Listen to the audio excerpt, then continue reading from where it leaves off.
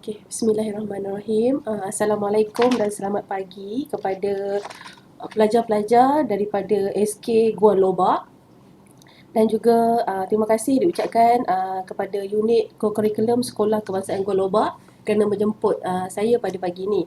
Assalamualaikum dan selamat pagi adik-adik semua.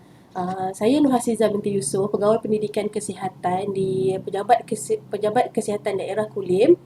Jadi pada pagi ni saya akan berkongsi lah dengan adik-adik semua mengenai tajuk penjagaan kesihatan kanak-kanak semasa pandemik COVID-19. Boleh kita ambil masa sikit untuk dengar pasal apa yang saya nak kongsikan pada pagi ni. Okey. Okey, baik. Okey, apa itu sihat? Okey, kalau nak ikutkan menurut WHO, iaitu Pertubuhan Kesihatan Sedunia, WHO, World Health Organization, kesihatan adalah satu keadaan di mana keadaan yang sempurna di mana seseorang itu dia sihat dari segi fizikal, mental, rohani dan sosial. Jadi fizikal ni apa dia? Fizikal ni tubuh badan kita lah kan. Tubuh badan kita, mata kita boleh berfungsi dengan elok, tangan kita berfungsi dengan elok, kaki kita berfungsi dengan elok. Mental pula dia merujuk kepada kita punya pemikiran lah. Mental kita bebas daripada tekanan, tidak mengalami gangguan mental.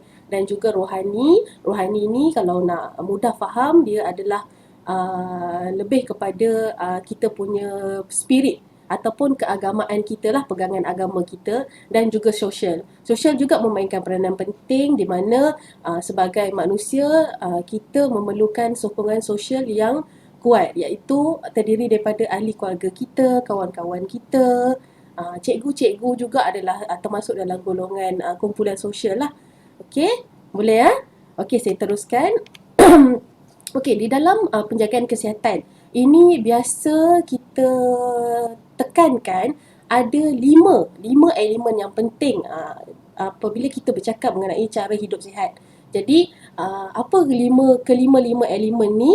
Kelima-lima elemen ini, yang pertama adalah amalan pemakanan yang sihat.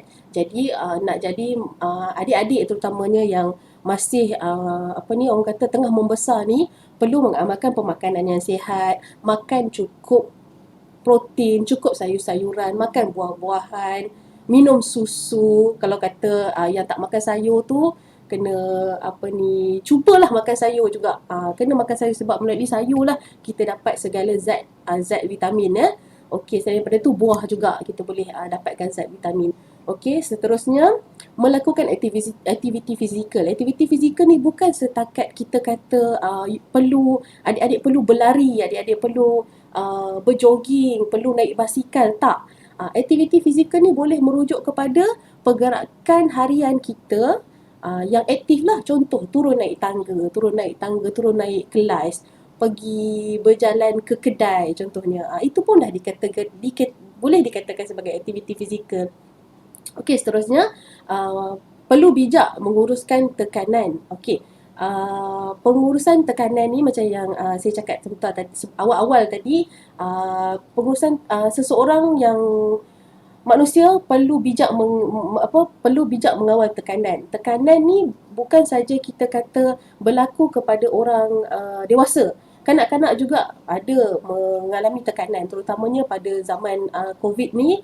Kita tahu adik-adik dah tak bebas nak pergi ke sekolah macam dulu, dah tak boleh nak pergi bermain suka-suka di taman permainan, tak boleh nak berkumpul main di depan rumah ramai-ramai kan. Jadi benda ni sedikit sebanyak memberikan tekanan. Selain daripada tu, PDPR ni pun juga saya percaya dia juga memberikan tekanan kepada adik-adik. Tapi macam mana pun kita harapkan adik-adik perlu bijaklah untuk kawal dan uruskan tekanan. Jangan terlampau tumpukan masalah tu. Kita kena cari jalan macam mana kita nak kurangkan tekanan kita. Okey. Seterusnya, tidak merokok. Jadi saya percaya dan saya yakin adik-adik di SK Gua Lobak ni insya-Allah tak ada yang merokok. Kalau kata ada yang terjebak dalam tabiat merokok ni, belum terlambat lagi untuk tinggalkanlah, janganlah, cukuplah.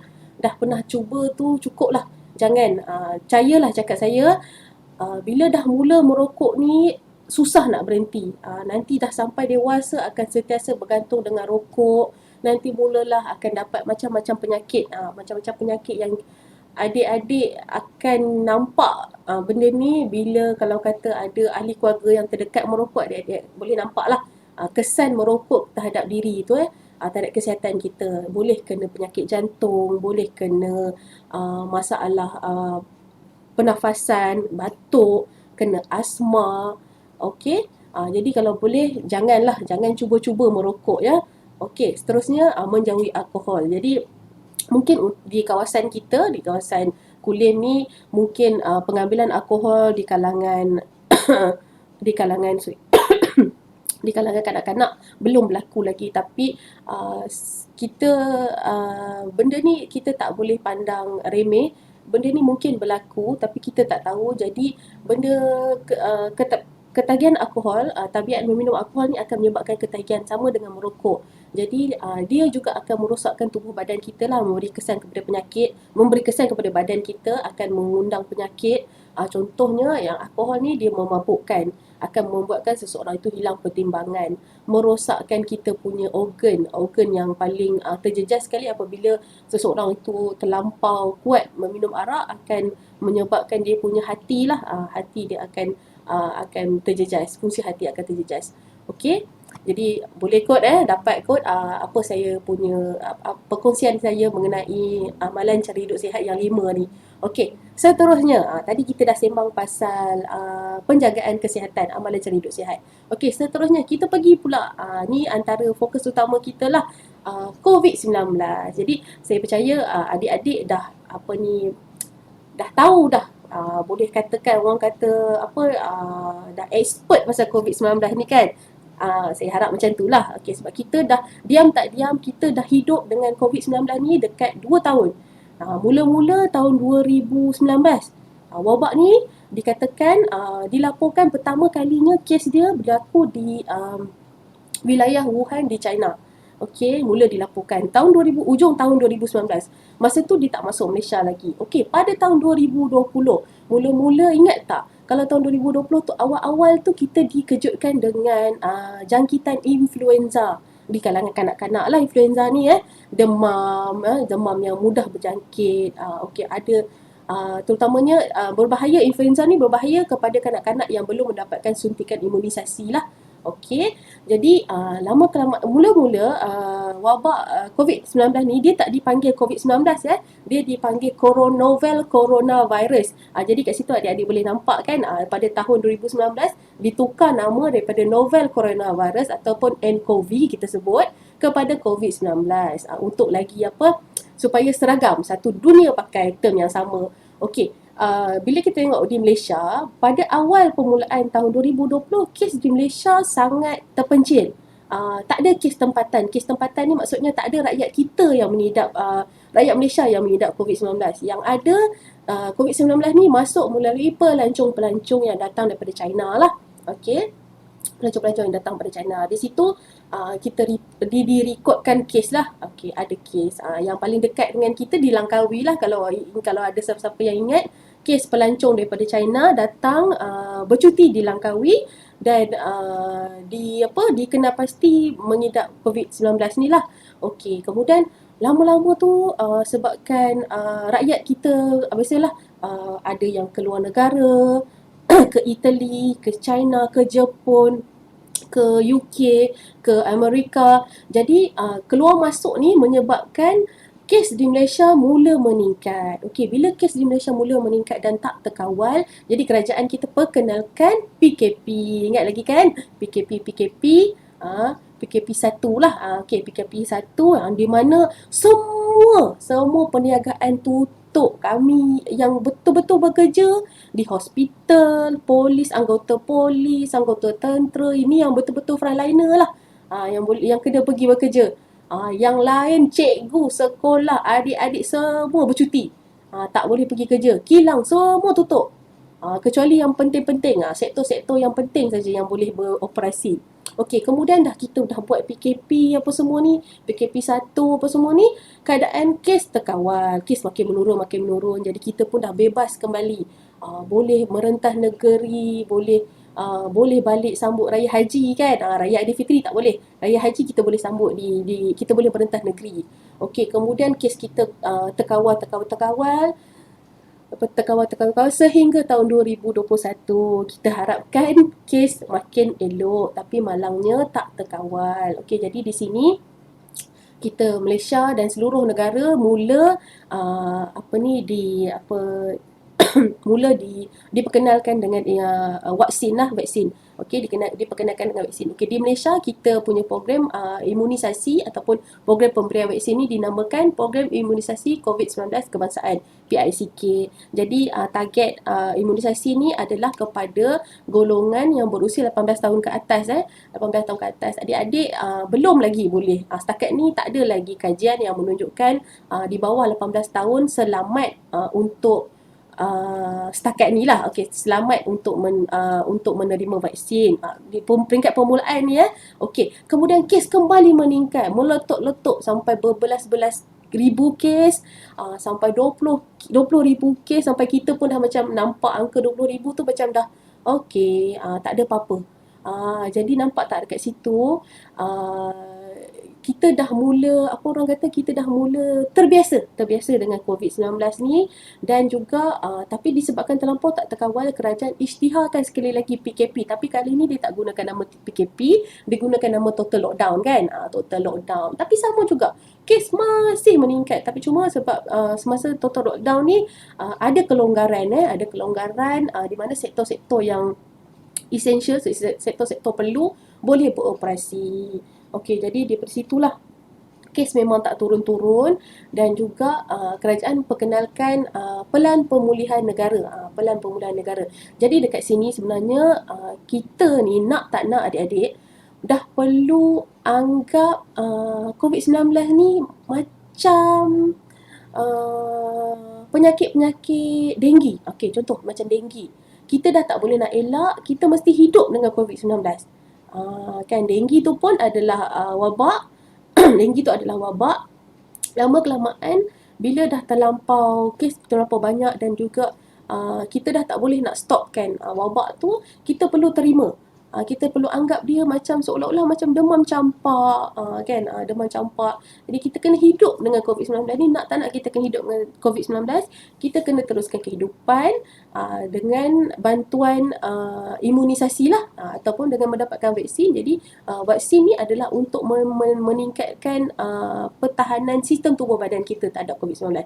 Jadi bila orang dewasa ni diberi vaksin, dia tak bermaksud mesti tak kena COVID, bukan. Adik-adik jangan salah faham bila diberi vaksin ni tujuan dia adalah untuk membina imuniti, membina antibody kan, untuk apa, daya tahan lah, membina daya tahan badan kita dan mengelakkan keterukan daripada kematian lah. Sebab COVID-19 ni boleh mengakibatkan kematian.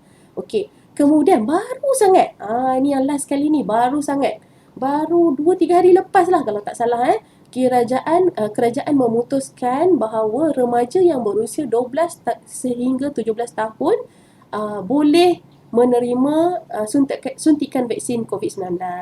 Jadi dah adalah kajian yang vaksin ni selamat, insya-Allah selamat diberikan kepada remaja yang berusia 12 hingga ke 17 tahun. Setakat ni macam tadi saya cakap, umur di bawah 12 tahun tak ada lagi. Okey, tak apa. Adik-adik jangan risau. InsyaAllah apabila semua orang-orang dewasa yang wajib, yang layak menerima vaksin ni divaksinkan, insyaAllah adik-adik akan terlindung. Okey, boleh Okey, nampak kan kat situ tadi saya dah bagi sikit perkongsian mengenai COVID-19. Recap lah kita kata, kita pergi sepintas lalu je. Okey. Okey, seterusnya saya ceramah saya pagi ni, perkongsian saya pada pagi ni santai-santai je lah. Okey, kita tengok kepada lebih kepada gambar, okey, lebih kepada perkongsian gambar. Okey, ini daripada Kementerian Kesihatan Malaysia lah kan, KKM. Kementerian Kesihatan Malaysia melaporkan sebanyak 64,046 kanak-kanak telah dijangkiti COVID-19. Jadi jangkitan ni kebiasaannya kanak-kanak ni berpunca daripada ibu bapa lah, daripada ibu bapa. Jadi anak-anak mendapat COVID-19 daripada jangkitan daripada ibu bapa ataupun keluarga, ahli keluarga. Jarang sangat kita dengar jangkitan ni bermula di sekolah. Jarang sangat. Tapi sebabkan kita nak menjaga adik-adik, jadi sebab itulah Kementerian Kesihatan dan juga Kementerian Pendidikan Malaysia membuat keputusan untuk menghentikan sekolah dulu. Hentikan dulu sekolah, stop dulu persekolahan adik-adik. Jadi kita pergi kepada PDPR lah, online. Macam sekarang ni lah kita buat online learning, gunakan Webex, gunakan Zoom, gunakan Google Meet. Seterusnya tengok dekat sini, ayuh lindung diri, keluarga dan orang tersayang. Jadi sebab tu kalau boleh semua orang memainkan peranan yang penting. Kami yang dewasa pun memainkan peranan penting untuk mengelakkan COVID-19, dan juga adik-adik pun memainkan peranan yang penting. Jadi ni kita nak tengok, ada ke kalau kata ada ke di kalangan adik-adik yang pernah mengidap COVID-19. Kalau kata kita berceramah secara bersemuka, mungkin saya boleh tanya macam mana boleh kena COVID-19. Tapi sebabkan ini adalah kita kata di rakaman, jadi saya tak boleh lah nak dapatkan feedback daripada adik-adik. Kalau kata ada di kalangan adik-adik yang mengidap COVID-19, jadi mungkin adik-adik tahulah dah pernah merasai sendiri. Apa itu rasanya dijangkiti COVID-19. Saya sendiri secara personal tak pernah lagi dijangkiti COVID-19. Na'udzubillah min zalik. Kalau boleh tak nak lah, sebab saya ada anak kecil kan, anak umur 2 tahun baru. Jadi dekat sini kita tengok apa gejala-gejala dia. Biasanya Allah Ta'ala ni dah buat adik-adik ni semua, anak-anak ni memang orang kata antibody kuat kan. Kebiasaannya kanak-kanak yang dijangkiti COVID-19 tak menunjukkan gejala. Kalau ada pun gejala kan, sikit je, dia tak teruk macam orang dewasa. Antara gejala-gejala yang biasa dilaporkan, batuk, demam, sakit kepala, sesak nafas, cirit-birit, muntah, letih, lesu lah dan juga hilang deria, bau dan rasa. Ini masa awal-awal lah kan, sejarah pulang dari luar negara. Ini masa peringkat awal-awal jangkitan, bila berlaku jangkitan, punca berlakunya jangkitan di kalangan kanak-kanak. Kita dah tengok gejala, tanda-tanda. Seterusnya. Jadi ibu bapa, peranan ibu bapa pula bila dah ada anak yang mengidap COVID-19, kena berjaga-jaga, kena orang kata sentiasa berwaspada lah. Tengok sama ada anak ni mengidap batuk dengan sesama lebih daripada 7 hari atau tidak. Kalau kata lebih daripada seminggu, batuk sesama tu tak okey, dah makan ubat, jadi kena berjaga-jagalah. Kemudian nafas laju, kan, tercungap-cungap untuk mendapatkan untuk tarik nafas, sukar bernafas, kurang aktif, asyik tidur, terbaring, lemah macam tu, tak ada selera makan, mengadu sakit dada dan sakit perut. Kemudian hujung jari tangan dan kaki menjadi sejuk, biru-biru macam tu kan, jadi biru, jadi sejuk. Kemudian kurang hidrasi. Kurang hidrasi ni kurang minum air lah. Bila tak sihat ni biasanya kita memang akan kurang minum air kan. Semua pun tak lalu, makan tak lalu, minum pun tak lalu. Kemudian perubahan kepada status mental, di mana bila kita tak sihat ni, kebiasaan ni kita akan jadi kurang alert lah, kurang bertenaga, dan juga akan kadang-kadang boleh menyebabkan rasa halusinasi ataupun keliru. Kita punya pemikiran tak waras. Kita punya pemikiran dia jadi macam berkecamuk macam tu, keliru, kadang-kadang jadi macam orang cakap bahasa mudah dia blur-blur lah.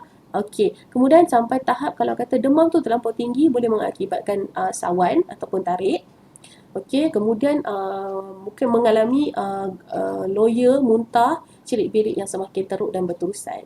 Okey, bila berlaku bila sampai tahap ini berlaku kepada adik-adik, jadi penjaga sepatutnya bawa ke kecemasan cepat-cepatlah ke hospital cepat-cepat. Okey, jangan nak tunggu lagi lah. Sebab kita takut akan berlaku komplikasi yang lagi teruk. Okey, seterusnya ini okey, tadi kita dah cerita gejala-gejala apa kata keterukan bila mengidap COVID-19. Jadi seterusnya kita pergi kepada apa yang kita perlu buat? Apa yang kita perlu buat untuk menjaga diri kita? Jaga diri kita. Norma baharu lah kita nak sebut kan. Norma baharu kita yang pertama, okey, cuci tangan. Sentiasa cuci tangan. Pegang apa-apa benda, cuci tangan. Terutamanya di tempat-tempat inilah tempat-tempat awam, contoh kata kalau adik-adik dah boleh pergi sekolah nanti kan, nak gunakan tandas, lepas tu kena cuci tangan. Nak makan kena cuci tangan. Dah makan cuci tangan. Sebab kita nak mengurangkan jangkitan. Dengan mencuci tangan je lah kita boleh mematikan kuman COVID-19. Cuci tangan ni boleh ada dua lah cara dia. Yang pertama menggunakan sabun, air dan sabun. Kalau kata tak ada air dan sabun, saya nasihatkan adik-adik untuk belilah sendiri sanitizer. Yang sanitizer yang comel-comel tu kan, bawa ke mana-mana bawa ke mana-mana sebab kita tak tahu, virus ni tak nampak.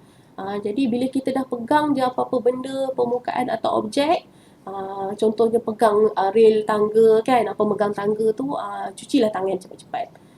Ya. Okey, panduan cuci tangan ni dah ada. Kalau cuci tangan dengan air dan sabun ada 7 langkah lah. Ada 7 langkah dan kemudian seterusnya menggunakan sanitizer kita ada 6 langkah. Jadi adik-adik boleh tengok lah. Yang penting pastikan nak cuci tangan tu jangan kejap-kejap je. Jangan cepat-cepat sangat kan. Cuci tangan ambil masa sikit. Ada orang cakap baca Al-Fatihah. Ada yang cakap baca Happy Birthday. Ikutlah. Adik-adik nak nyanyi lagu apa pun nyanyilah. Kita nak nyanyi lagu BTS pun nyanyilah. Tak kisah. Okey, ambil masa. Pastikan tangan kita bersih. Pastikan seluruh permukaan tangan ni. Seluruh permukaan tangan ni kenalah dengan sanitizer dan sabun. Okey, seterusnya.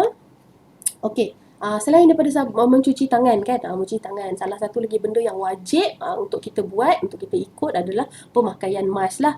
Okey, sorry, saya tak pakai mask lah hari ni sebab saya seorang je dalam bilik ni. Jadi, saya buka mask. Okey, pemakaian mask. Sebelum ni, kalau kita perasan, pemakaian mask cukup sekadar sekeping mask je, betul tak kan? Okey, cukup sekadar sekeping mask. Tapi disebabkan dengan varian ataupun orang kata virus yang masih virus COVID-19 tapi varian lah ataupun nak bahasa mudah faham dia siri baru lah kan. Siri baru COVID-19 ni, varian Delta ni dia punya jangkitan tu lebih mudah. Jadi orang kajian menunjukkan satu mask saja, satu keping mask saja tak cukup. Sekarang ni kita kena pakai pelitup muka yang diperbuat daripada kain pula. Satu lagi tambah kain dan juga tambah lagi satu face shield. Face shield ni lah kalau adik-adik tengok mula-mula dulu artis pakai face shield saja kan. Tapi tak pakai pelitup muka. Itu salah lah. Kena ada 3 lapis. 3 lapis baru dikatakan berkesan untuk menghalang virus COVID ni daripada menjangkiti kita. Pelitup muka yang biasa, pelitup muka fabrik dan juga face shield. Okey. Okey, ni dia kata macam tadi yang saya dah cakap tadi peranan orang dewasa lah yang perlu yang perlu memainkan peranan, orang dewasa yang perlu memainkan peranan untuk menghentikan wabak COVID-19 ni dengan mengambil suntikan vaksin lah Okey, sebab adik-adik tak layak lagi untuk disuntik. Jadi kami ambil peranan untuk mendapatkan vaksin COVID-19. Okey. Tadi kita dah cakap pasal stres kan. Saya faham adik-adik mesti sedikit sebanyak akan terjejas juga akan terjejas dengan COVID-19 ni. PDPR menjalani PDPR tak sama dengan pembelajaran di bilik darjah. Saya faham kan. Jadi dia tak orang kata tu feel dia tak sama kan. Kalau kata cikgu mengajar di depan kita boleh tengok, tapi sekarang ni cikgu berada di dalam laptop atau di dalam laptop ataupun di dalam handphone, dia tak sama adik-adik. Saya faham tu. Saya pun mengalami benda yang sama juga, kena bermesyuarat tapi menggunakan online lah kan. Dia punya feel sangat berbeza, tapi kok mana pun kita kena terimalah hakikat yang memang inilah hidup kita sekarang. InsyaAllah ada insyaAllah saya percaya lama kelamaan kita akan back to normal lah. Okey, walaupun perintah kawalan pergerakan, dasar pemulihan negara, apa saja yang kerajaan tentukan, saya nak peringatkan adik-adik lah. Kok mana pun adik-adik kena terus kekal aktif. Jangan asyik duduk kat rumah main PUBG je kan. Jangan asyik main Fortnite je, main Mobile Legend je, jangan jangan, tak elok untuk mata, tak elok untuk kita punya tubuh badan jugalah. Terus adik-adik kena aktif lah, okey? Aktif. Kalau boleh tolong mak di rumah, mak dengan ayah di rumah boleh tolong kemas rumah, sapu sampah, tolong tanam pokok bunga, main dekat halaman rumah. Kalau kata dah boleh berani sikit nak main dekat luar rumah pun boleh sebenarnya. Tak salah, tak ada larangan pun sebenarnya nak main di luar rumah. Boleh, tapi make sure jangan berkumpul lah. Main dengan adik-beradik je lah kan. Jangan kalau boleh elakkan sentuhan lah, permainan yang melibatkan sentuhan. Main badminton kan, benda yang berjarak, permainan yang berjarak. Jangan adik-adik main duduk jarak dekat-dekat, janganlah kan. Setakat ni buat masa ni kita elakkan dulu benda tu. Okey, seterusnya. Okey, ni tadi saya cakap tadi lah. Sebab nak elakkan adik-adik daripada tertekan, adik-adik kena pandai kawal tekanan. Pandai kawal kita punya akal fikiran. Kena sentiasa jaga emosi kita juga. Jangan kata emosi mak bapak je yang penting, emosi orang dewasa je yang penting. Adik-adik punya emosi juga penting. Sebab kalau kata tertekan ni, dia macam-macam akan mengakibatkan kesan daripada kita. Kalau kata terlampau stres, okey, kalau kata terlampau stres kan, tak boleh nak tangkap dah ni. Cikgu duk ajar PDPR. Rehat. Ambil rehat. Pergi tandas, basuh muka, mandi sekejap. Tak apa, rehat. Nak buat macam mana? Tak ada siapa mampu halang. Cikgu pun tak ada kuasa nak nak keluar tangan kat dalam handphone. Tarik adik tak bagi pergi tandas. Pergilah tandas. Minta kebenaran cikgu minta kebenaran cikgu. Cakap, cikgu, saya nak pergi tandas sekejap. Kan, jangan hilang pula jangan hilang macam tu je pula. Okey, take 5, berhenti rehat sekejap, basuh muka, minum air, makan aiskrim sekejap ke. Jangan makan depan cikgu dengan kawan-kawan pula, nanti diorang terliur tengok adik-adik makan kan. Buat macam tu lah buat macam tu. Okey, berkongsi perasaan, bagi tahu, ceritakan dengan ayah dan ibu, kakak, adik-beradik, abang, berkongsi dengan kawan-kawan. Kena cakap apa yang you rasa, apa yang adik-adik rasa. Kalau kata tak boleh, tak dapat apa yang cikgu ajar, kena bercakap lah, kena bagi tahu kan. Ataupun PM cikgu, mesej cikgu personal. Mesej cikgu personal, cakap, cikgu boleh tak tolong terangkan balik semula, saya tak faham. Okey, kena cakap bila kita nak jaga kesihatan mental kita, ke mana pun kita kena luahkan. Okey, bertenang. Yang kedua, bertenang dan amalkan teknik relaksasi lah. Amalkan teknik relaksasi. Pernafasan, contohnya buat teknik pernafasan. Tarik nafas, tahan, hembus. Kalau rasa nak marah sangat tu, buat macam tu, try. Try ataupun macam saya cakap tadi, pergi mandi, basuh muka, solat kan. Yang boleh solat tu solat kan. Buat benda-benda macam tu. Dengar lagu. Kalau rasa bertenang dengan dengar lagu, dengarlah lagu. Nak buat macam mana? Tapi dengar lagu lepas habis kelas PDPR lah.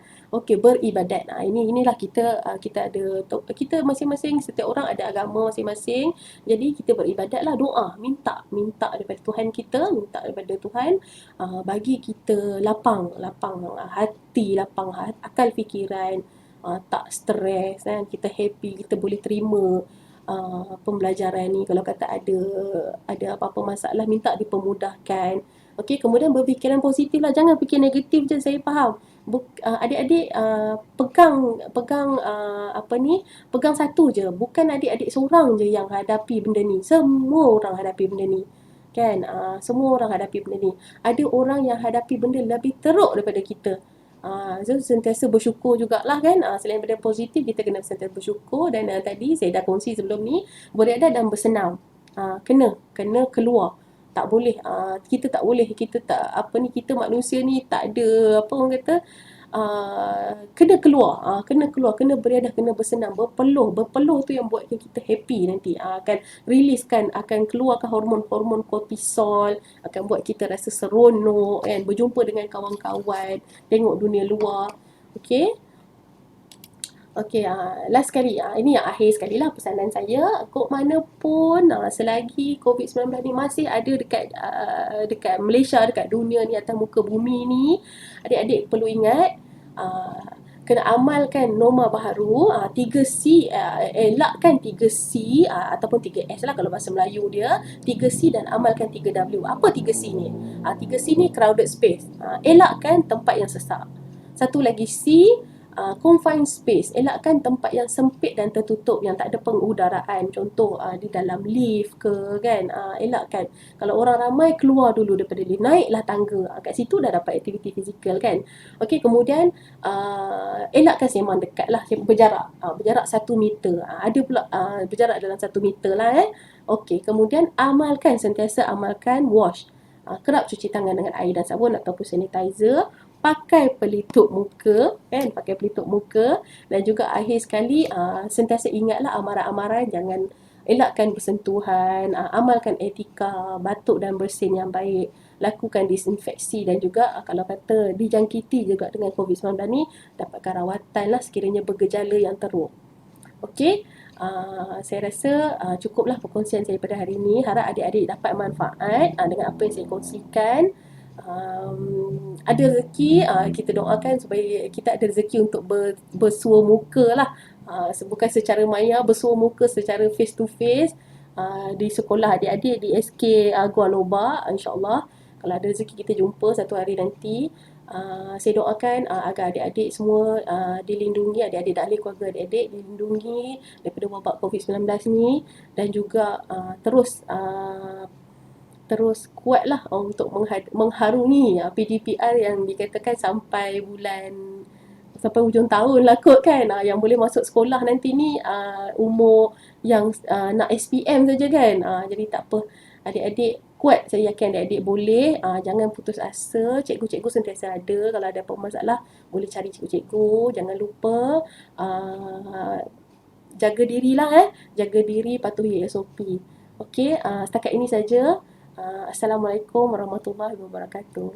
Bye.